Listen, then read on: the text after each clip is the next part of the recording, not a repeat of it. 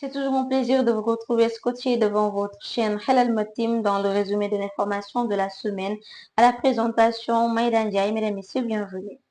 La ministre de la Justice garde des Sceaux a effectué une visite officielle à la prison de Rebeuss le lundi 6 octobre 2025. Yassine Fall a dénoncé la surpopulation carcérale, plus de 3700 détenus pour une capacité de 800. Elle a rappelé que le Sénégal n'a pas construit de nouvelles prisons depuis l'indépendance et a annoncé d'urgentes mesures pour désengorger les prisons, tout en affirmant qu'aucune indulgence ne sera accordée pour une crime de sang et les détournements de deniers publics. L'ancienne directrice de l'administration générale et de l'équipement du ministère du Développement industriel et des PME est placée sous mandat de dépôt dans l'affaire dite des fonds Covid.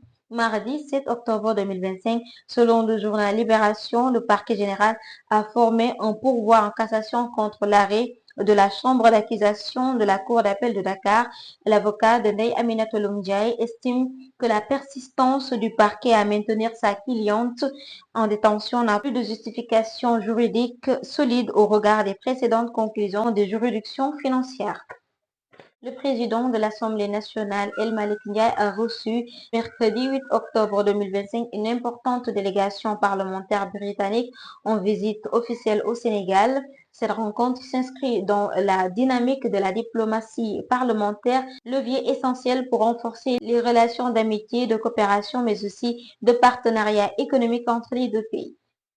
3 morts et beaucoup de blessés, le bilan d'un effondrement d'R+2 dans la région de Kaolack, plus précisément au quartier de Tabangoy, ce lundi 6 octobre 2025. Selon les sources de nos confrères du Sud FM Kaolack, le bilan précédent les sapeurs-pompiers faisait état de 2 morts. Une troisième personne est décédée au cours de son évacuation à l'hôpital régional El Hadj Ibrahima Niass de Kaolack, ce qui fait un total de 3 morts. Que le bon Dieu les accueille au paradis. Le FONGIP et le syndicat des médecins privés du Sénégal ont signé une convention ce mercredi 8 octobre dans le cadre de partenariat visant à renforcer l'accès au financement et à accompagner le développement du secteur privé de la santé au Sénégal. Cette convention repose sur des objectifs clairs et ambitieux visant à faciliter l'accès au financement des acteurs accompagnés et des porteurs de projets du secteur de la santé, ainsi que la promotion et la création des emplois durables.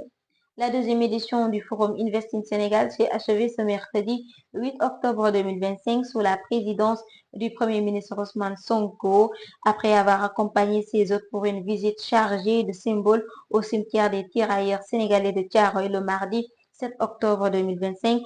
L'objectif qui a déplacé tant de personnalités africaines et de milliers de personnes du monde entier n'était que 10 000 milliards de francs CFA, sans passer par le groupe consultatif de Paris, sans recourir au FMI, juste par conviction, stratégie et volonté. Le président de la République, Bassirou Diomaye Diakhar Faye, ainsi que son gouvernement, mais aussi l'appui du directeur de l'APEX, M. Sega Bathily, ont pu obtenir 13 000 milliards de francs CFA, ce qui explique une bonne réussite du Forum Invest in Sénégal. Le ministre de l'Intérieur et de la Sécurité publique a procédé à une opération de désencombrement des occupations anarchiques ce jeudi 9 octobre 2025. Mohamedou Bamba Cissé stipule que cette opération est précédée d'une sensibilisation auprès des occupants.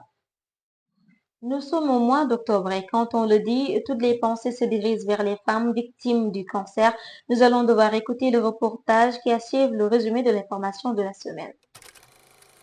Bienvenue dans le mois d'Octobre Rose, le mois où des millions de femmes souffrent de 2 cancers, celui du sein et du col de l'utérus.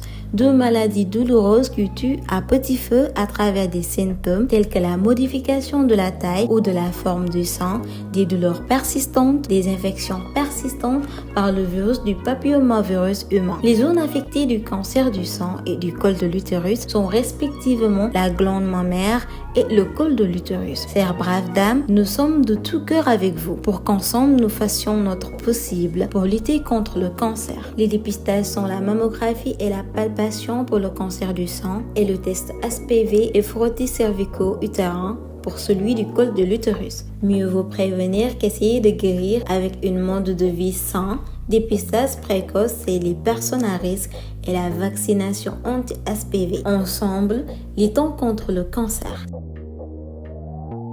Ce reportage vous est présenté par l'équipe de Helal Matim sur ce mois rose. Merci de nous avoir suivis et de votre fidélité renouvelée à nos programmes. Avec Helal Matim, la crédibilité au cœur de nos actions.